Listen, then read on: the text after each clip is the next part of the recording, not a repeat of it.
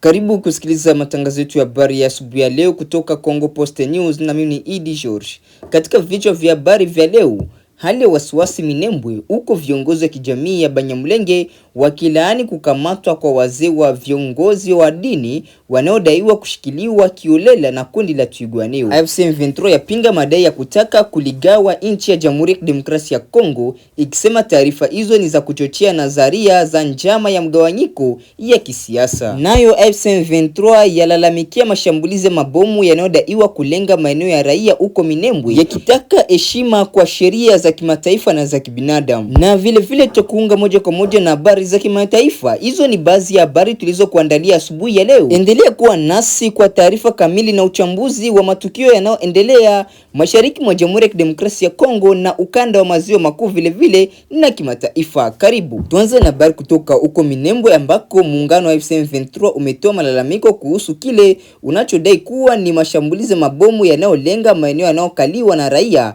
katika eneo la Minembwe huko mashariki mwa Jamhuri ya Kidemokrasia ya Kongo. Katika taarifa kamili iliyotolewa na viongozi wa muungano huo, AFC M23 imesema kuwa mashambulizi hayo yamefanyika au yamekuwa yakifanyika katika maeneo ya wakazi wengi, na kwamba yanasababisha hofu kubwa miongoni mwa wananchi pamoja na kuhatarisha maisha ya watu wasiohusika na mapigano. Kwa mujibu wa madai ya AFC M23, baadhi ya maeneo ya raia yamekuwa yakilengwa katika operation ya kijeshi zinazoendelea katika ukanda wa Minembwe. Kundi hilo linaeleza kuwa hali hiyo imewalazimu baadhi ya familia kuhama makazi yao kwa hofu ya usalama wao. AFC M23 imezitaka mamlaka husika pamoja na wadau wa kimataifa kufuatilia kwa karibu hali ya usalama katika eneo hilo na kuhakikisha kuwa sheria za kimataifa za kibinadamu zinaheshimiwa wakati wote wa operation ya kijeshi. Kundi hilo linasisitiza kuwa raia wanapaswa kulindwa dhidi ya madhara migogoro ya silaha, na kwamba maeneo ya wakazi, shule, nyumba za ibada na miundombinu mingine ya kiraia havipaswi kuwa sehemu ya mashambulizi. Wakati huo hali ya usalama katika eneo la Minembwe inaendelea kuwa ya wasiwasi kutokana na uwepo wa makundi mbalimbali yenye silaha yanayofanya shughuli zake katika eneo hilo. Kwa miaka kadhaa sasa, wakazi wa Minembwe wamekuwa wakikabiliwa na changamoto za ukosefu wa usalama, kuhama kwa makazi na matatizo ya kibinadamu yanayotokana na migogoro ya mara kwa mara. Mashirika ya kutetea haki za kibinadamu pamoja na yale ya misaada ya kibinadamu yamekuwa yakitoa wito kwa pande zote zinazohusika katika mzozo huo kuheshimu haki za raia na kuhakikisha kuwa wananchi hawawi waathirika wa mapigano yanayoendelea. Hadi wakati tulivyokuandalia taarifa hii ya habari, haukuwa na majibu kutoka kwa jeshi la serikali ya Kongo au mamlaka nyingine husika kuhusu madai yaliyotolewa na AFC M23. Hata hivyo, taarifa hizo zinaendelea kusubiriwa yao, tunaendelea kupata uthibitisho wa kina kutoka kwa vyanzo uhuru. Wananchi wa Minembwe wanaendelea kutarajia kurejea kwa amani na utulivu katika eneo lao, huku wito wa mazungumzo na suluhisho la kisiasa ikiendelea kutolewa na wadau mbalimbali wa ndani na nje ya nchi.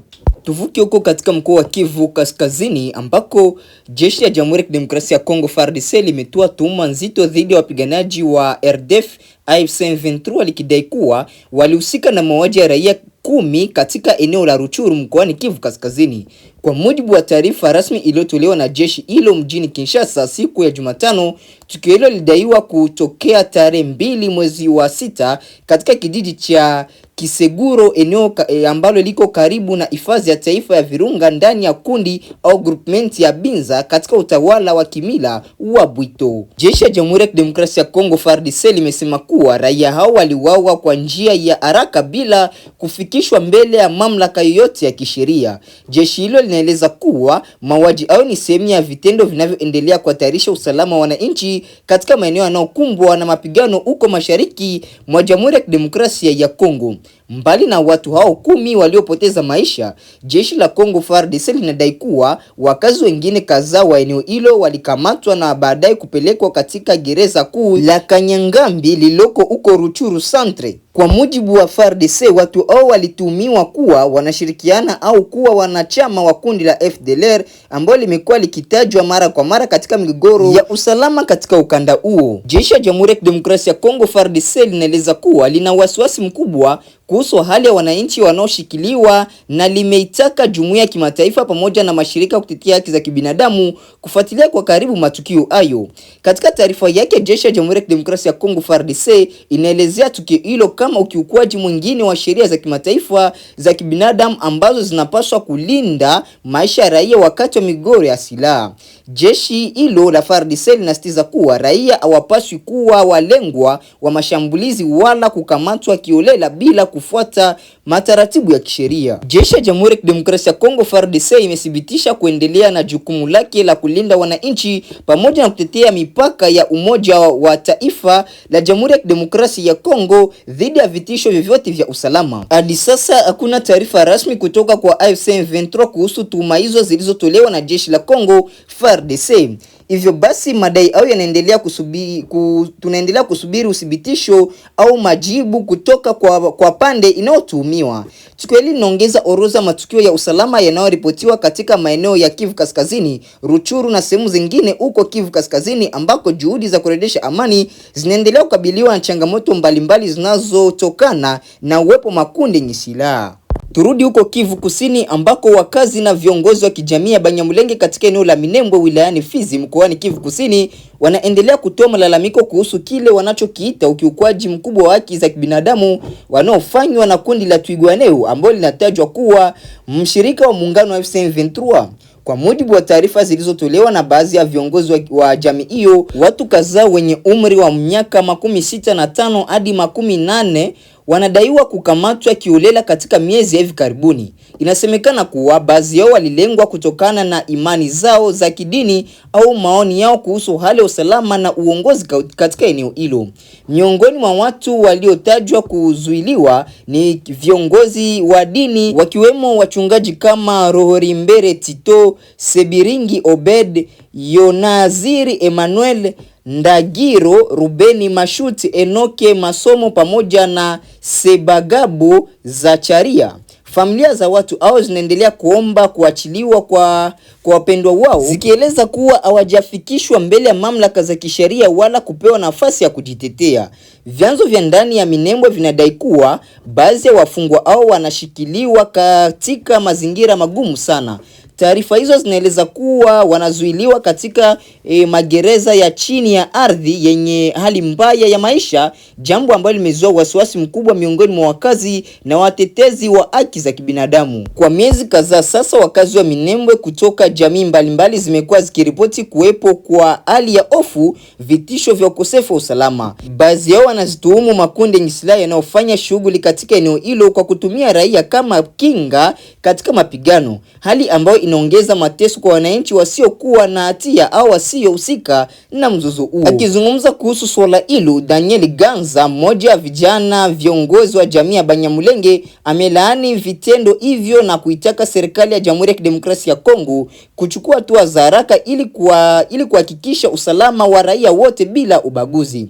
Ametoa wito kwa mashirika ya kimataifa na ya kitaifa na kimataifa yanayoendelea kutetea haki za kibinadamu kufanya uchunguzi huru kuhusu madai hayo ili ukweli ubainike na hatua stahiki zichukuliwe dhidi ya wale watakaobainika kuhusika katika ukiukwaji wa haki za raia. Hadi sasa hakuna taarifa rasmi kutoka kwa kundi la Twirwaneho kuhusu madai hayo. Hata hivyo, wananchi wa Minembwe wanaendelea kusubiri hatua za mamlaka husika huku wakitumaini kurejea kwa amani, usalama na heshima ya haki za kibinadamu katika eneo lao. Turudi katika siasa za vita zinazoendelea huko mashariki mwa Jamhuri ya Kidemokrasia ya Kongo ambako muungano wa M23 umejitokeza kupinga vikali madai yanayoonekana au yanayoenea katika baadhi ya vyombo vya habari kwamba una mpango wa kujitangazia uhuru au kushiriki katika kile kinachoitwa balkanization ya Jamhuri ya Kidemokrasia ya Kongo, yani kuligawa taifa hilo katika sehemu tofauti. Msimamo huo umetolewa na msemaji wa mawasiliano wa AFC M23 Kulibali Bojana,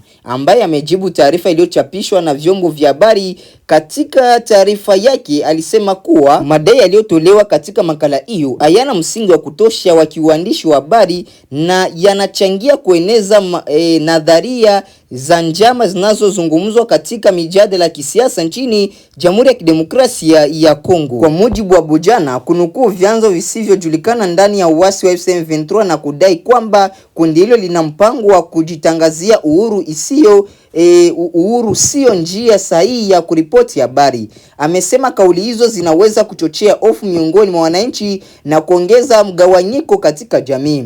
Msemaji huo amedai kuwa taarifa hizo zinachangia kuimarisha madai yaliyowahi kutolewa na baadhi ya wanasiasa wa upinzani, wakiwemo wanasiasa wa Kongo Martin Fayulu, ambaye mara kadhaa amekuwa akionyesha kuhusu kile anachokiita mpango wa kuligawa taifa ya Kongo. Kwa mujibu wa M23, madai hayo hayana ushahidi wa kutosha na yanaweza kuchochea chuki dhidi ya makundi fulani ya wananchi. Suala la balkanization limekuwa likijadiliwa kwa muda mrefu nchini Jamhuri ya Kidemokrasia ya Kongo, hasa kutokana na migogoro ya silaha yanayodumu katika maeneo ya mashariki mwa Jamhuri ya Kidemokrasia ya Kongo. Baadhi ya viongozi wa kisiasa na wanaharakati wamekuwa wakieleza wasiwasi wao kuhusu hatma ya Umoja wa Taifa, huku wengine wakisema kuwa madai hayo yanatumika kama silaha ya kisiasa katika mjadala wa kitaifa. Kwa sasa M23 inaendelea kusisitiza kwamba haijatangaza wala haina mpango wa kutangaza eneo lote kuwa taifa huru. Kundi hilo linaitaka jamii na vyombo vya habari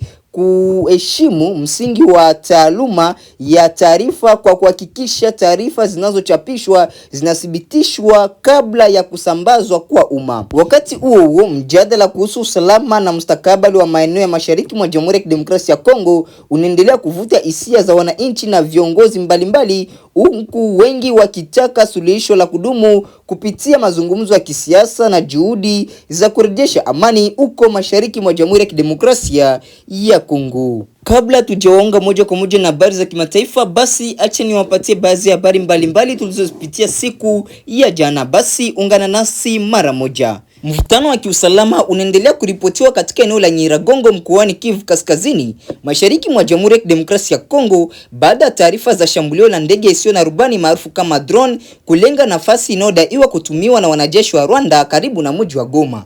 Kwa mujibu wa mashahidi mbalimbali waliokuwepo eneo la tukio, drone hiyo ambayo hadi sasa haijajulikana ilitoka upande gani, ilifanya shambulio lake Jumanne tarehe 2 mwezi wa 6 katika kijiji cha Kibati huko Nyiragongo. Eneo hilo linapatikana karibu na sehemu inayojulikana kama Trois Antennes, karibu kabisa na mpaka unaotenganisha Jamhuri ya Kidemokrasia ya Kongo na Rwanda.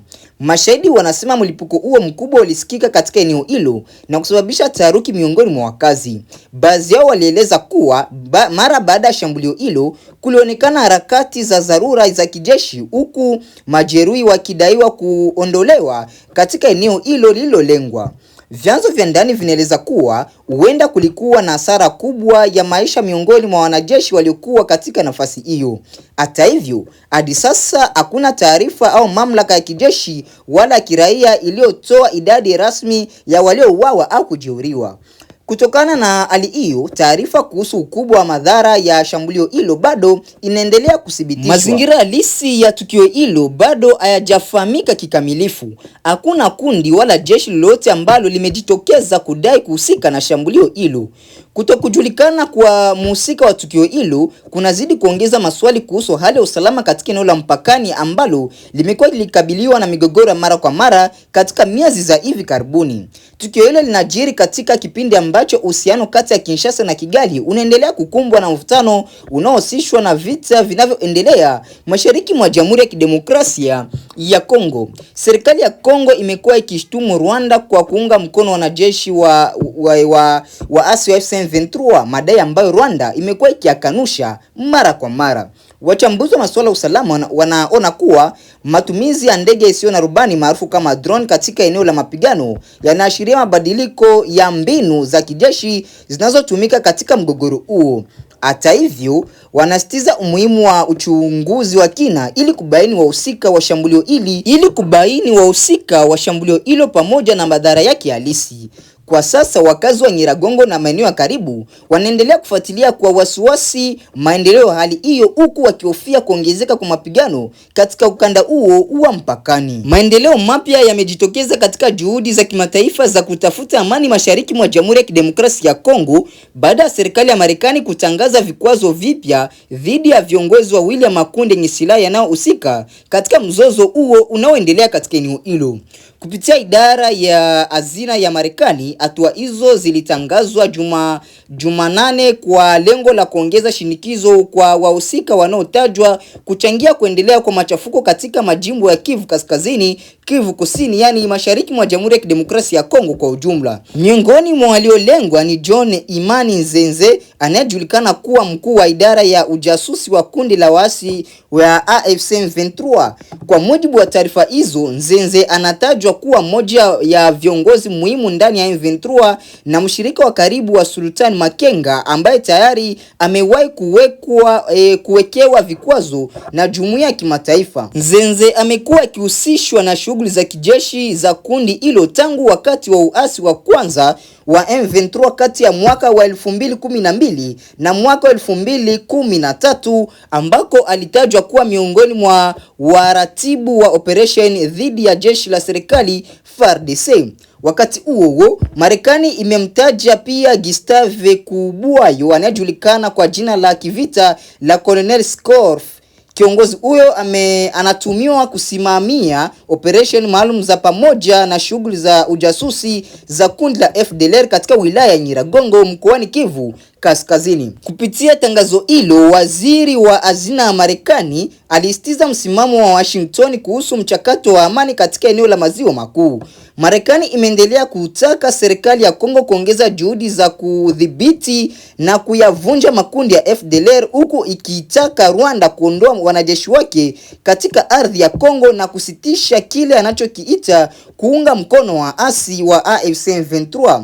Hatua hizo za vikwazo zinamaanisha kuwa mali zote za kifedha za viongozi au wawili zilizopo nchini ya mamlaka Marekani zimezuiwa na haziwezi kutumika.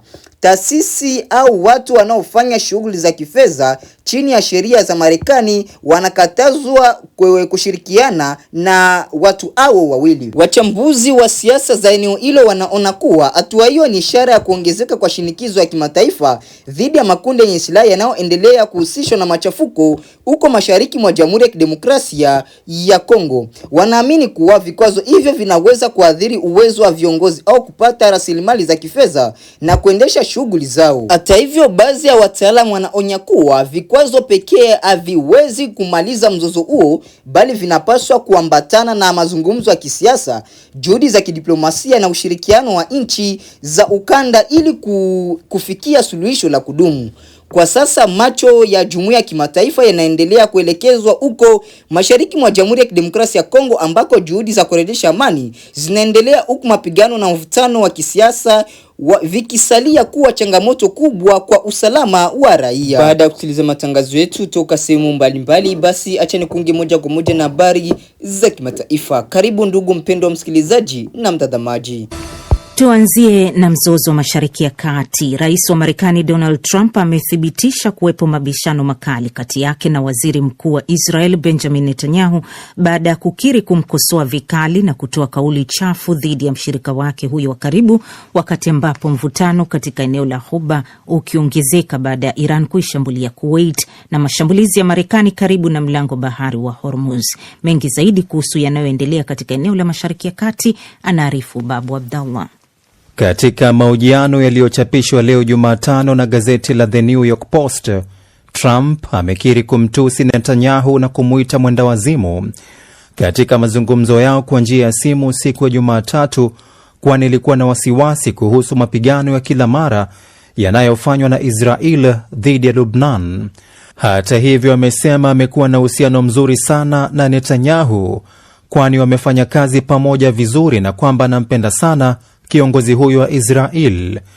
Kituo cha habari cha Axios na televisheni ya ABC viliripoti kuwa Trump alitumia lugha chafu kuhusu vitisho vya Israel vya kushambulia mji mkuu wa Lebanon, Beirut, akihofia kwamba vitaathiri mazungumzo na Iran ili kusitisha vita katika eneo la Mashariki ya Kati. Kwa upande mwingine, Trump amesema ana matumaini ya kukutana na kiongozi mkuu wa Iran Mojtaba Khamenei, huko Marekani na Iran zikishtumiana kwa kukiuka makubaliano ya kusitisha mapigano yanayozidi kukwama. Trump ameliambia gazeti la New York Post kwamba angependa kukutana naye na huenda wakakutana siku moja kulingana na jinsi mambo yatakavyokuwa. Inaaminika kuwa Khamenei mwenye umri wa miaka 56 alijeruhiwa katika mashambulizi yaliyofanywa na Marekani na Israel ambayo yalimuua babake Ali Khamenei na hajaonekana hadharani tangu alipotangazwa kuwa mrithi wake. Kulingana na waziri wa mambo ya nje wa Marekani Marco Rubio, Khamenei yuko hai na anaendelea kufanya kazi. I think there are indications. Nadhani kuna ishara zinazoonyesha kuwa anaendelea kushiriki katika masuala kadhaa katika ngazi fulani, ingawa mawasiliano yake yote yamekuwa katika maandishi na kupitia mtu wa kati.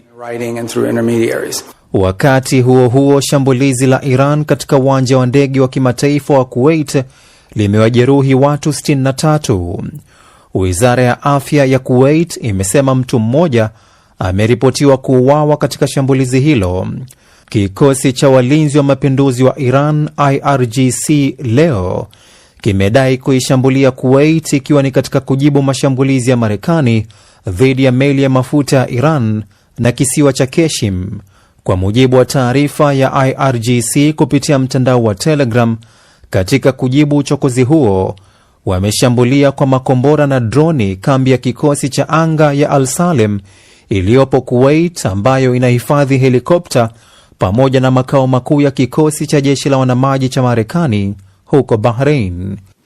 Huyu alikuwa ni Babu Abdallah. Na tukielekea katika vita kati ya Ukraine na Urusi, katibu mkuu wa NATO Mark Rutte amesema hivi leo Jumatano kwamba Urusi inaendelea kukata tamaa kwenye vita vyake na Ukraine katikati ya changamoto za kijeshi na kiuchumi inazokabiliwa nazo. Amesema hayo akiwa ziarani mjini Kiev alikowasili leo mchana, siku kadhaa baada ya Urusi kufanya shambulizi kubwa kabisa la droni na makombora mjini humo na sehemu nyingine za nchi, akiambatana na mabalozi wa nchi wanachama wa ushirika huo wa kijeshi. Lilian Mtono na mengi zaidi kuhusu ziara hii na mengineyo kwenye mzozo kati ya Urusi na Ukraine.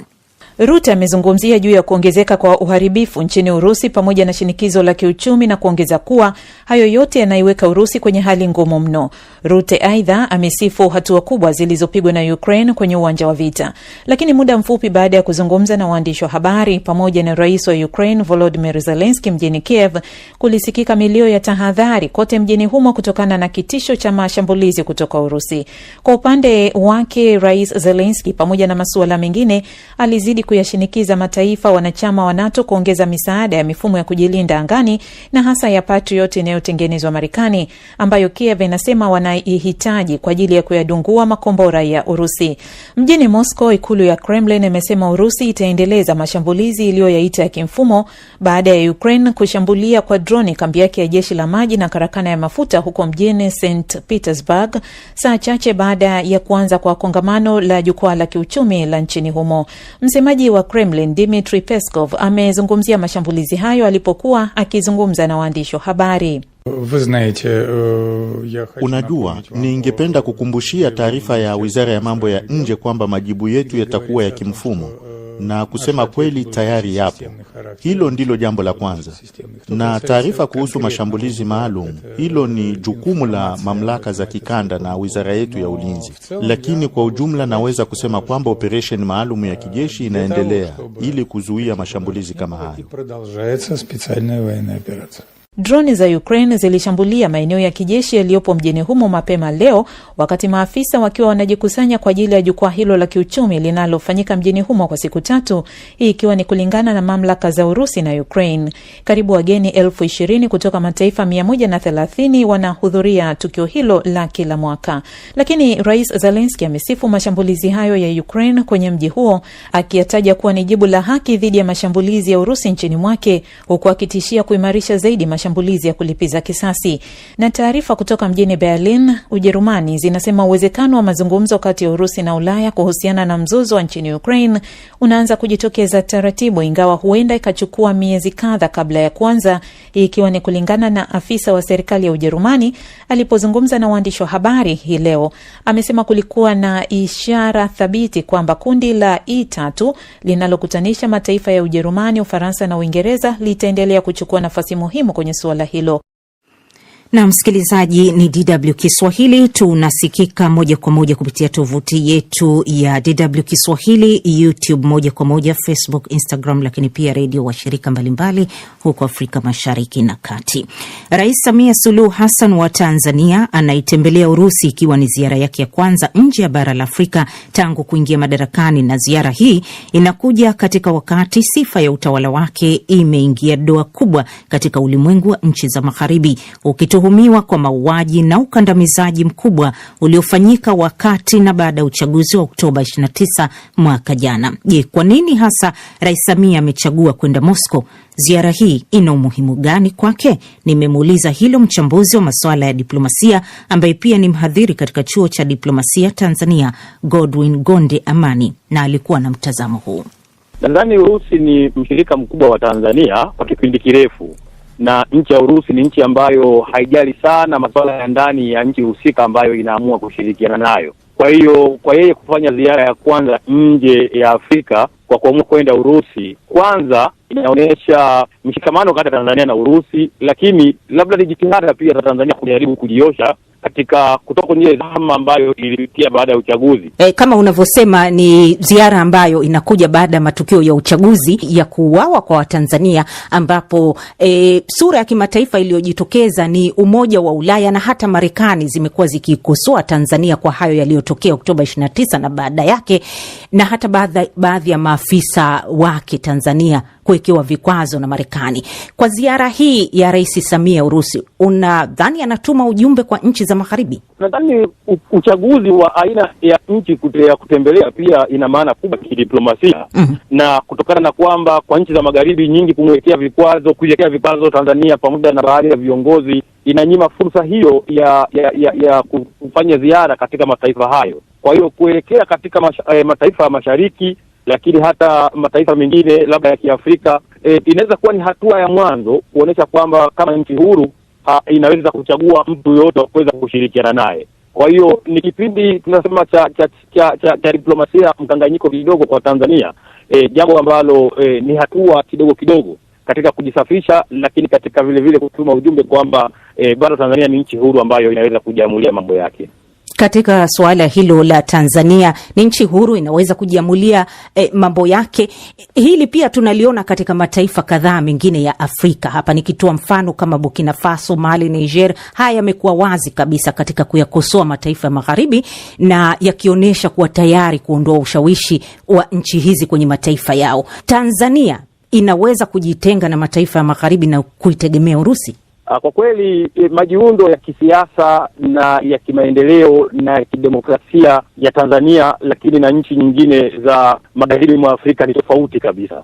Burkina Faso au Mali au Niger, wao wanao huo uwezo moja kwa moja kwa sababu ya falsafa na itikadi walizokuwa nazo tangu wanapata uhuru mpaka sasa.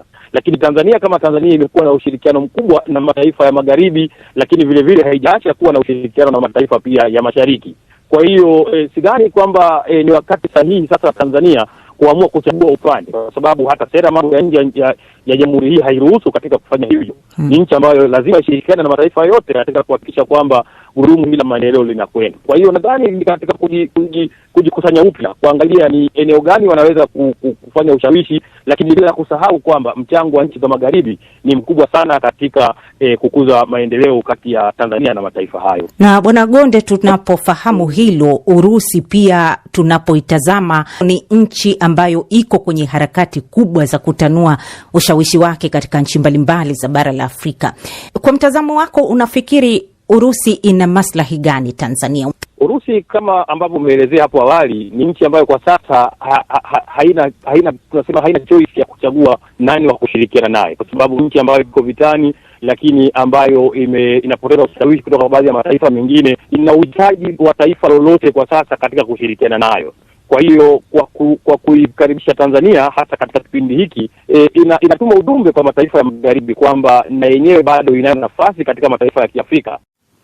Ni mhadhiri huyo katika chuo cha diplomasia Tanzania, Godwin Gonde Amani, kama alivyozungumza nami muda mfupi uliopita.